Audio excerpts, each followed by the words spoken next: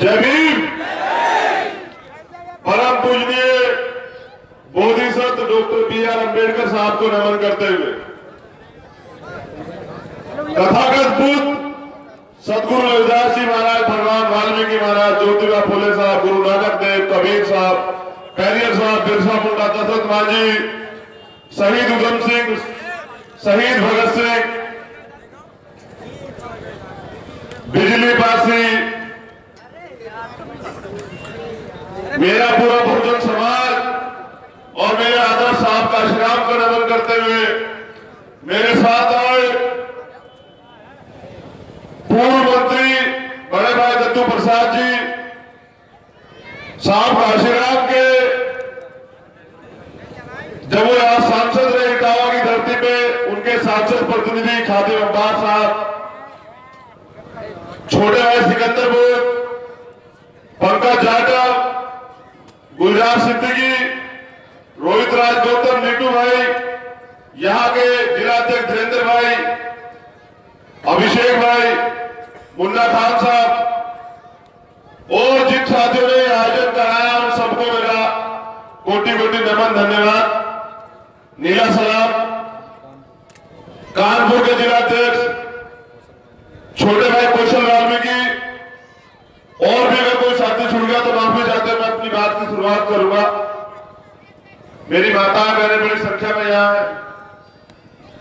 बस एक ही है इच्छा मन में कि ये जीवन चाहे कल खत्म हो जाए, लेकिन जब आपके सम्मान की बात आए तो चाहे गर्दन कट जाए, झुके ना, बस इतनी सी दिल में अच्छा, और कोई इच्छा नहीं है कोई। बहुत लंबे समय से सुनता आ रहा हूं कि बहुजन समाज को शासक बनाना है, शासक बनाना है, शासक बनाना है। हाँ, बिल्कुल शासक बनाना है, और इसलिए शासक बनाना है क्योंकि शासक कौम पे अत्याचार नहीं होते, शासक कौम के अधिकार नहीं छीने जाते, शासक कौम के साथ छुआछूत गैर बराबरी नहीं होती, शासक कौम की बहन बेटियों की तरफ गलत निगाह से नहीं देखा जाता, और शासक कौम के लोगों को न्याय के लिए धक्के नहीं खाने पड़ते। मैं आज भी उस वर्ग से, उस बहुजन समाज से आता हूं कि 40 दिन हो जाते हैं, रेप जैसी घटनाओं को, बलात्कार जैसी घटनाओं को FIR नहीं होती।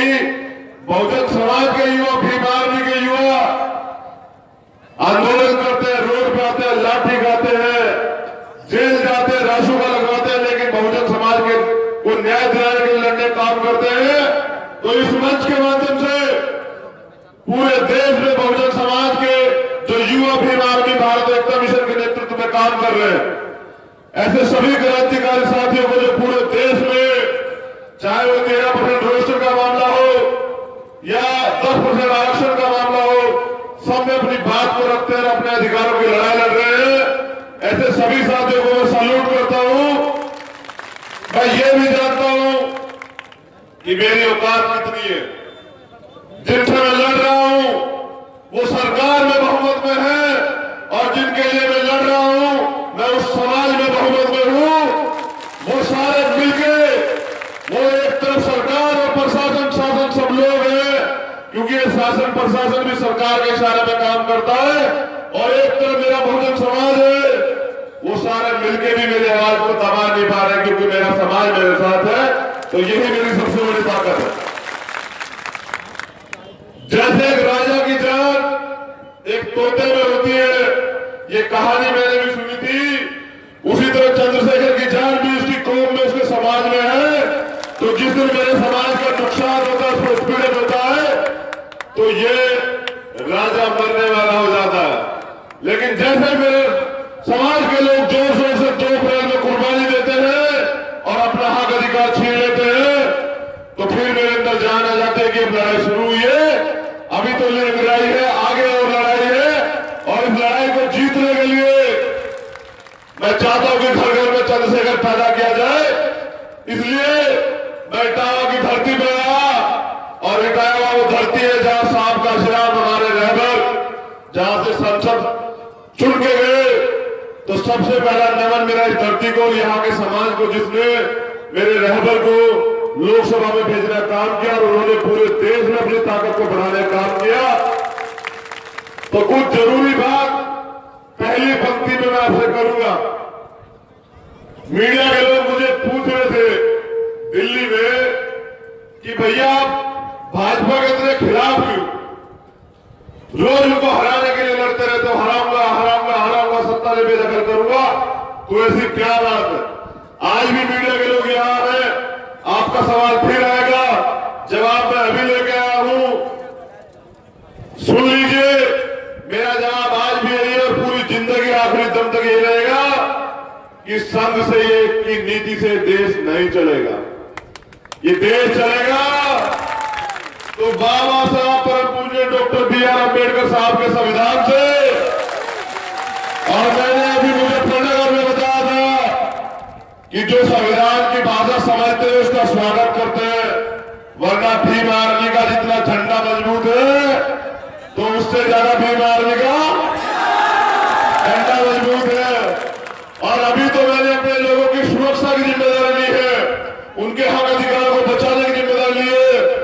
जिस दिन मैंने अपने समाज के बहुजन समाज को शासक बनाने की, ऐसे युवाओं को, धीरेन्द्र जैसे युवाओं को विधानसभा लोकसभा भेजने की जिम्मेदारी ले ली, तो मनुवादी संसद में घुसने से परहेज करेंगे। वो कहेंगे भीम आर्मी तो यहां भी चली रही, ऐसा जाओ कि संसद में इलाज कर दे। तो जो जरूरी बात है आपसे कह रहा हूं, मैं बड़े गौर से सुनना, मेरा विरोध उनसे क्यों है। मेरा वजूद संविधान से है। और जो अगर 2018 को कुछ लोगों ने इस देश का संविधान, जो बड़े क्या तो उनको मेरे पास शब्द दिए, मैं संविधान का पालन करता हूं, ऐसे लोग जो अपने आप को दबंग बाहुबली कहते हैं और लोग अपने दिल्ली में बाबा साहब के संविधान को जला देते हैं, क्या ये बताओ अगर संविधान चला जाएगा तो तुम लोग सुरक्षित रह पाओगे? हाथ उठा के बताओ, संविधान के अंदर सुरक्षित हो? तो जब संविधान चला तो किसी राजनीतिक दल के पेट में दर्द नहीं हुआ, क्योंकि उन्हें सिर्फ अपनी रोटियां सेकनी है। वो आज इतने मजबूत हो चुके हैं पैसे से लेकर सब चीज से कि उनको फर्क नहीं पड़ेगा देश का संविधान चला जाएगा।